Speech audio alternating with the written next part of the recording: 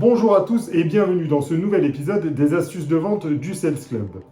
Et si je vous disais qu'il existe des astuces pour stimuler les ventes et agir sur le processus décisionnel de vos prospects? Si nous souhaitions être un peu plus techniques, nous parlerions de déclencheurs ou bien encore de biais cognitifs. Voici donc les 6 piliers du pouvoir de conviction, tout en gardant en tête nos valeurs d'honnêteté et de respect de notre prospect. Pilier numéro 1, la rareté. Pourquoi un diamant est-il cher? Parce qu'il est rare. De la même manière, nous avons tendance à valoriser ce à quoi nous ne pouvons pas accéder facilement. Du coup, pour être influent vis-à-vis de vos clients, essayez de vous montrer peu disponible, toujours dans le respect. Même si vous êtes libre, jouez la carte de la personne occupée. Pour que vous fassiez une image très simple, mangeriez-vous dans un restaurant entièrement vide? Certainement pas. Voilà quelques exemples de réponses qui pourraient manifester une apparente indisponibilité. Il reste 3 places dans mon accompagnement. Ou bien encore, je suis disponible pour cet appel uniquement jeudi à 17h ou vendredi à 10h30. Pilier numéro 2, l'association. Nous aimons et écoutons les gens qui nous ressemblent. La nature humaine est ainsi faite. Mais alors, comment s'associer à un prospect? Eh bien, c'est très simple. Il vous suffira de travailler sur des compliments que vous allez lui formuler. Avec par exemple une phrase du type « J'apprécie énormément la qualité de votre contenu et la palette graphique que vous utilisez ». Il est important également de trouver un intérêt que vous pourriez partager avec votre prospect. Comme par exemple, écoutez, moi aussi j'adore le yoga et d'ailleurs je le pratique depuis 2 ans. Mais attention, cela ne fonctionne que si vous êtes authentique. Par conséquent, si votre compliment n'est pas sincère, gardez-le pour vous. Pilier numéro 3, l'autorité. Attention, je ne parle surtout pas d'être autoritaire. Le concept est un petit peu plus subtil que cela quand on parle d'autorité dans la vente. Nous valorisons et écoutons les personnes que nous percevons comme des experts. Affirmer son expertise, c'est connaître son domaine d'application et le manifester dès le moment de l'acte de vente.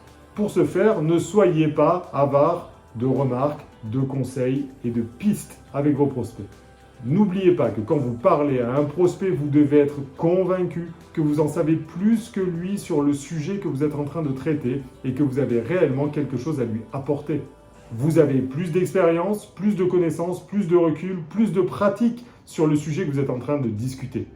En conclusion, ne donnez surtout pas raison à un prospect qui se trompe, mais éclairez-le plutôt poliment et respectueusement afin qu'il en sache un petit peu plus et qu'il découvre que vous faites autorité dans votre domaine. Pilier numéro 4, la preuve sociale. Un autre biais cognitif assez intéressant est celui qui explique que les gens ont tendance à faire comme les autres. Pour en revenir à notre restaurant, un restaurant plein vous renverra l'image que c'est bon, alors qu'un restaurant vide émettra des doutes dans votre cerveau. Pour être suivi, n'hésitez pas à publier des témoignages de vos clients déjà actifs. Cela rassurera l'ensemble de vos prospects. Ou bien encore, lorsque vous échangez avec vos prospects, évoquez les réussites de vos clients sur les challenges qu'ils sont en train eux-mêmes de rencontrer. Pilier numéro 5, l'engagement. Les gens agiront toujours de sorte à être cohérents entre ce qu'ils disent et ce qu'ils font.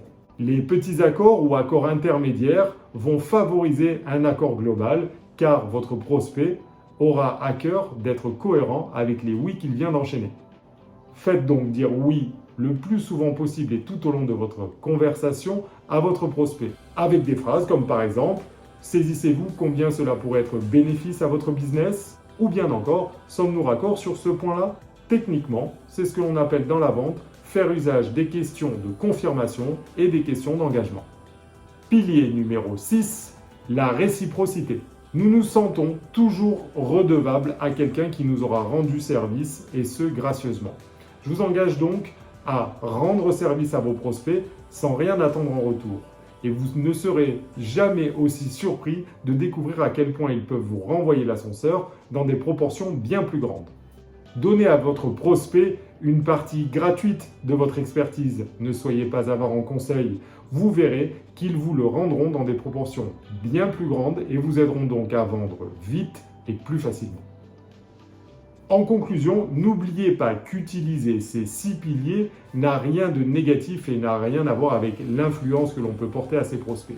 En réalité, l'usage de ces piliers va tout simplement aider votre prospect à prendre une décision qui sera positive pour lui. C'est tout pour aujourd'hui. Je vous dis à la prochaine vidéo et d'ici là, je vous souhaite de très bonnes ventes.